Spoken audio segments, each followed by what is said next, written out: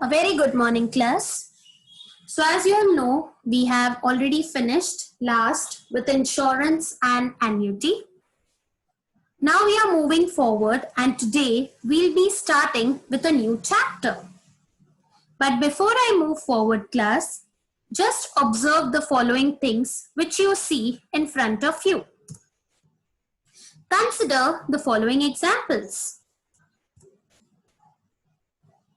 Observe this thing and this as well. Can you identify and tell me what are these? Correct. These are all advertisements. So can I say the more you all advertise, the more impact you will have on the sales of your product? Okay. Consider the next example. Just observe it carefully. Can you all tell me, class, what is this? If you see that good amount of fertilizers, if used in proper quantity, can lead to improvement in the crop yield. Okay. Now observe this. What can you see? The amount of exercise and the effect on the weight.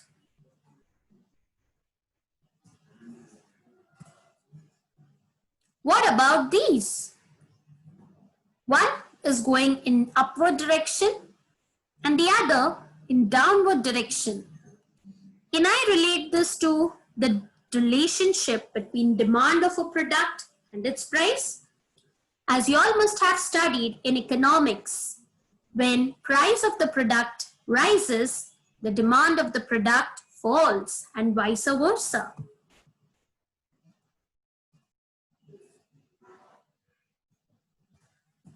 What is the relationship between number of days absent and the effect on the performance in your exam?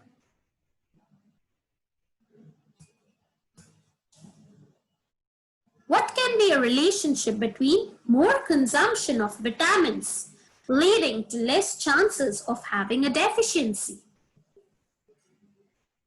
So class, can I say there is some connection or association between all the things which you just observed?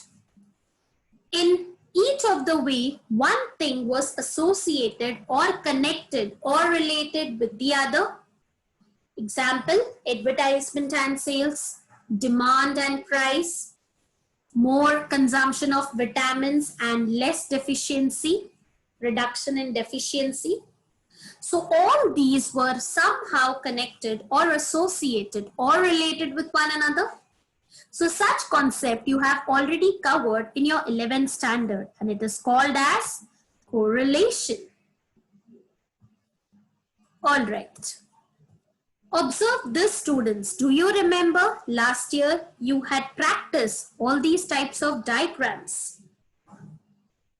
In this case, as you can see, after plotting the time taken by the train which is traveling between two stations and distance covered when recorded in a graph looks like this. That is, it is going in an upward direction from left to right. Some things when plotted on a graph always sometimes slopes downwards from left to right. Also, when you plot some points on the graph, you don't understand how to connect and where to draw the line. So class, these are nothing but scatter diagram, which you have already covered in your 11th standard. Upward sloping represents a positive correlation. Downward sloping represents a negative correlation. And when you can't understand what to join or it is impossible to join the points, then there is zero or no correlation. So coming back to the examples which you saw, class, can I say advertisement and sales of a product has got a positive correlation? Similarly, the amount of fertilizers used and the crop yield has got a positive correlation. Similarly, the duration of exercise and weight loss itself has got a positive correlation. On the other hand, the relation between demand of a product and its price has a negative correlation. That means they move in the opposite directions. Similarly, the number of days absent and the effect on performance in exam do have a negative correlation. That means it doesn't matter how many days you were absent. Until and unless you work hard, you can score good marks in your exams. Similarly, more consumption of vitamins can reduce your chances of getting a deficiency. Also has got a negative correlation. So all these topics are connected with the term correlation. So in statistics, correlation denotes association between quantitative variables, that is, one variable increases or decreases by a fixed amount for every unit of increase or decrease in the other variable. Correlation coefficient, which is represented by a small r, definitely measures the association between two variables. But it cannot determine the value of one variable when the value of other variable is known. That means if I want to advertise, I have a budget, and if I want to determine how much sales will be possible, correlation cannot help me with that. So what to do? Hence, the technique that covers up this drawback of correlation is called as regression analysis. So class, we'll be starting with the next chapter of your Maths 2 syllabus, that is lesson number 3, regression analysis or linear regression. Correlation coefficient R just represents the direction and strength or degree of relationship, whether it is positive, negative or zero. Linear regression, on the other hand, develops a formula for predicting the value of one variable when the other variable is known. So basically, regression is that technique which helps in finding out the value of one variable when the value of other variable is known. So as I gave you an example right now, pay attention. It is used to predict the value and identify the factors which cause an outcome.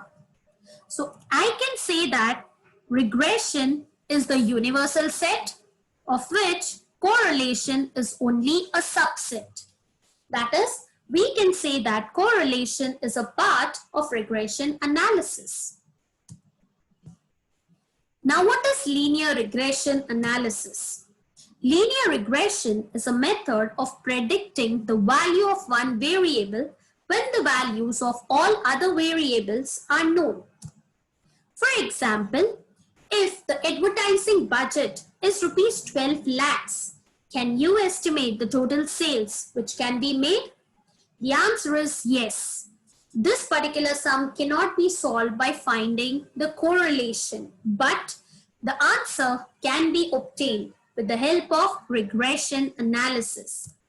So in regression, the variable X is called as variable which is being predicted, or hence it is called as dependent variable or response. Similarly, the variable Y is called as variable used for predicting, and hence it is called as independent variable or predictor. So as you can see in the example, the advertising budget is represented as Y and it is known to be 12 lakhs. So you can estimate the total sales which the company can make by using regression. How, we will see in the coming lectures. So the purpose of correlation coefficient is to find out the relationship between two variables is strong or not. Only when the relationship between two variables X and Y is strong, then only the linear regression will be useful for prediction. Hence, the relationship between the two variables which are used should be strong enough in which regression can be used to find out the value of one variable when the value of other variable is known. So class, I hope you'll have understood the introduction part and what is the meaning of regression. Before we move forward to the formulas of regression analysis, let's have a quick revision of the formulas of correlation which you have already studied in your previous class. So correlation includes the study of bivariate data, that is two variables. There are three types of correlation as we saw: positive, negative, and no correlation. The correlation coefficient between the variables is represented as small r xy, and the formula is covariance of x comma y upon standard deviation x into standard deviation y. We also studied the formula of covariance x comma y. There are two conditions for it.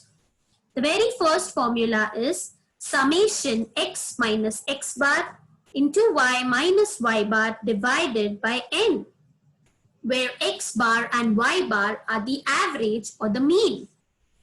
Second option is summation xy minus x bar into y bar divided by n, where x bar and y bar are the mean or the average. This you had already studied last year. So a quick revision in simple form, I've written this side as well. So as you saw, coefficient correlation is represented as small r. Covariance, again we revised the formula. You can write it this way, or you can split and break and write in this way as well. Mean or the average can be found out as x bar is equal to summation x upon n, and y bar is equal to summation y divided by n. Standard deviation is equal to square root of variance. This also we had covered last year in our second chapter, measures of dispersion. So standard deviation x, the variance formula will be square root of summation x square upon n minus summation x upon n the whole square, or square root of summation x minus x bar the whole square upon n. The same formula you can use for standard deviation y, which is square root of vy.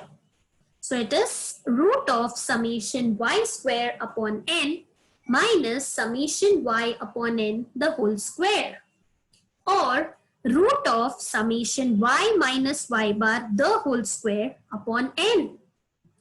One more thing you can remember, class, if you want to find out standard deviation, the answer is root of variance. And if you want to find out variance, it is nothing but standard deviation the whole square. Now moving forward and coming to the formulas of regression that we'll be covering in this particular lesson this year. So there are two sets of formulas.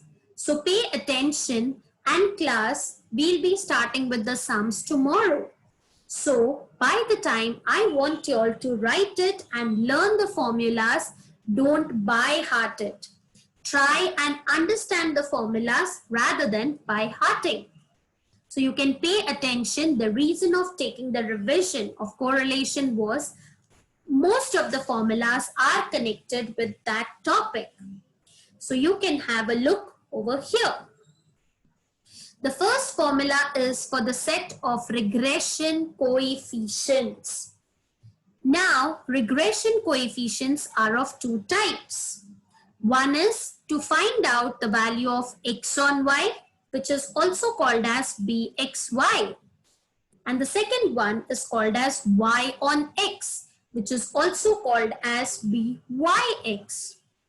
Now these formulas are for the sums wherein you will have tables, and the values of the tables will be having less than 20.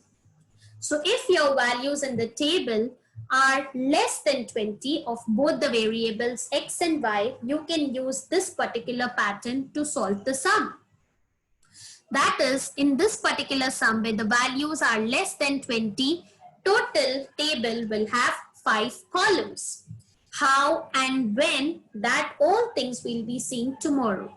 So for the time being, just remember, for the table values up till 20, we have to draw 5 columns and we can use this particular formula.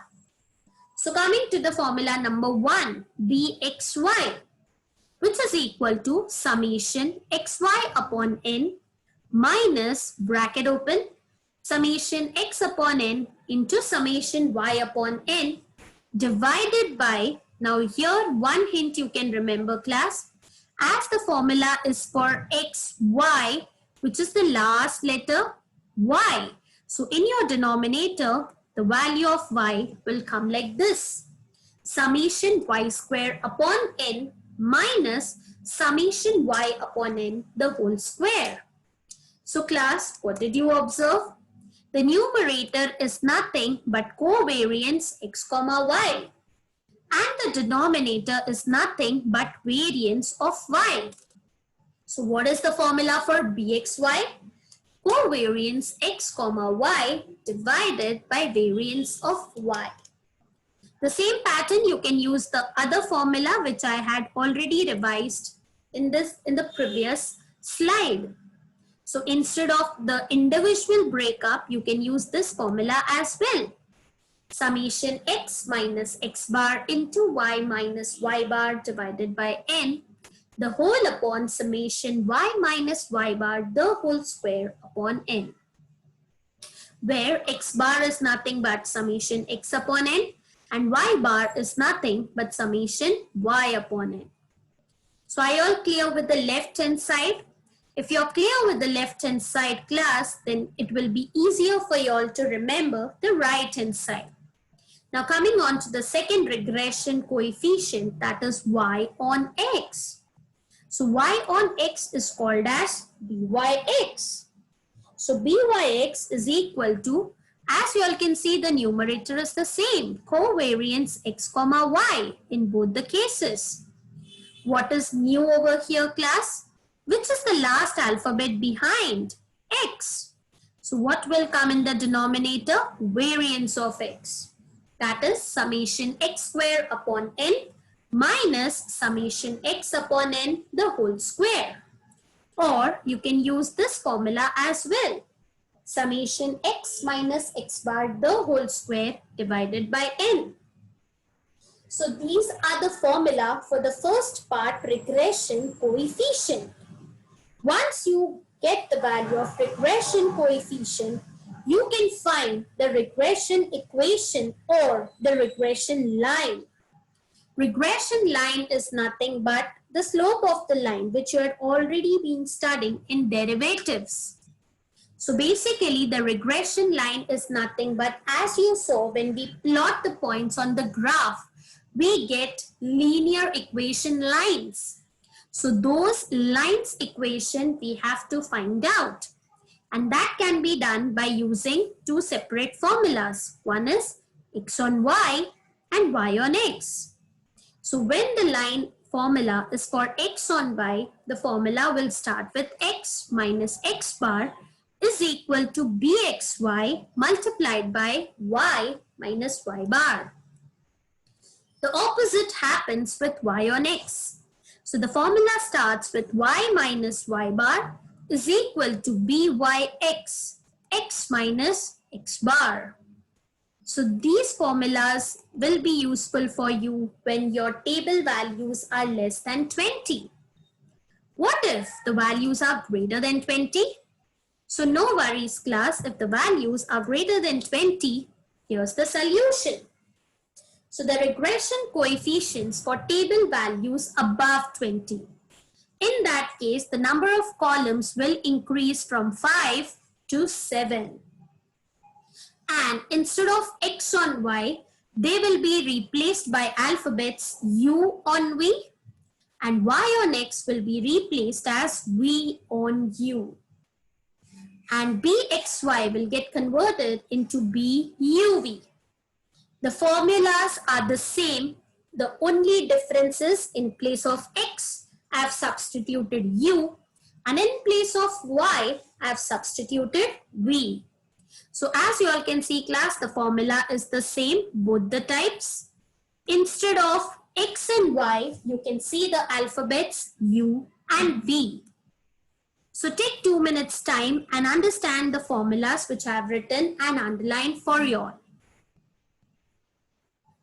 So BXY is as equal as BUV and BYX is as good as BVU. But this can be only done to find out the regression coefficients. The regression lines will always be written in the form of X and Y. So can you see this important note over here? You can take regression coefficients in the form of U and V. But when regression equations have to be found out, they will always be written in the form of X and Y and not U and V. So keep this thing in mind. So I hope you all have gone through the formula and understood the differences. The next question arises here is how to find out the values of U and V. So no worries class, the formula is given over here. U is equal to X minus X bar. And V can be found out by putting the formula Y minus Y bar. So when we'll be doing the sums, at that particular time, you will understand how do we solve these sums. Similarly, U bar is equal to summation U upon N and V bar is equal to summation V upon N. After finding BVU and BUV, you can substitute and write them as BUV equals BXY and BVU equals BYX. So the regression equation or regression line formula are the same. There is no change in them. So X on Y will start from X minus X bar is equal to BXY, Y minus Y bar. And Y on X, Y minus Y bar is equal to BYX, X minus X bar. So class, don't get frightened by seeing the formulas. It's not that hard to study them. Just try to understand and grasp the formulas till we start with the exercise, that is by tomorrow. So once you understand how to implement them in the exercises, it will become more easy for you all to understand. So class, we stop here for today and I hope the introduction was clear to you all. A small request again, if you feel that you get benefit from watching my videos like this, so please do share and subscribe and like. And also please press the bell icon as well to get more updates on more videos related to your chapters. And if you feel that your friends can also benefit from it, please forward the link of the videos to them.